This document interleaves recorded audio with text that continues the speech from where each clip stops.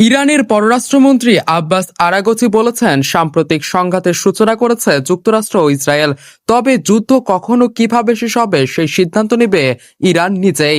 রোববার সামাজিক যোগাযোগ মাধ্যম এক্সে দেওয়া পোস্টে তিনি দাবি করেন, গত 2 দশকে ইরাক ও আফগানিস্তানে মার্কিন সামরিক অভিজ্ঞতা থেকে তেহরান গুরুত্বপূর্ণ শিক্ষা নিয়েছে। ইরানি গণমাধ্যমের খবরে বলা হয়েছে, তেহরানে বোমাবর্ষণ ইরানের যুদ্ধ পরিচালনার সক্ষমতাকে দুর্বল করতে পারবে না।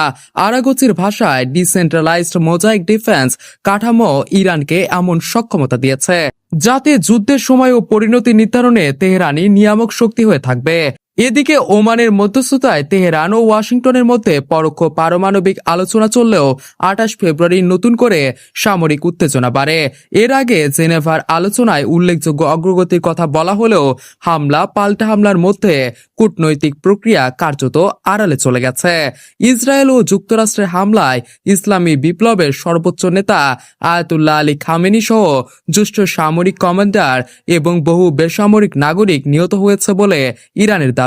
এর জবাবে অপারেশন ট্রু প্রমিস 4 নামে ক্ষেপণাস্ত্র ও ড্রোন হামলা চালানো হচ্ছে, যার লক্ষ্য ইসরায়েলের পাশাপাশি মধ্যপ্রাচ্যে অবস্থিত মার্কিন সামরিক ঘাঁটি। লন্ডনের কিংস কলেজ লন্ডনের প্রতিরক্ষা অধ্যয়ন বিভাগের প্রভাষক রফ গাইস পিনফল মনে করেন, উপসাগরীয় দেশগুলোর উপর হামলা চালিয়ে ইরান কৌশলগত বার্তা দিচ্ছে। তার মতে, ইসরায়েলের তুলনায় এসব দেশ তুলনামূলক সহজলক্ষ্য এবং তারা দ্রুত যুদ্ধবিরতির পক্ষে অবস্থান নিতে পারে, এমন ধারণা থেকে তেহরানের এই পদক্ষেপ। তবে বিশ্লেষকদের মতে, প্রকাশ্যে উপসাগরীয় দেশগুলো ঐক্যবদ্ধ অবস্থান দেখালেও পর্দার আড়ালে কূটনৈতিক ভারসাম্য রক্ষা করাই তাদের বড় চ্যালেঞ্জ। বর্তমান পরিস্থিতিতে সার্বভৌমত্ব, জাতীয় স্বার্থ সুরক্ষায় আঞ্চলিক রাজনীতির সূক্ষ্ম সমীকরণ আরও জটিল হয়ে উঠেছে।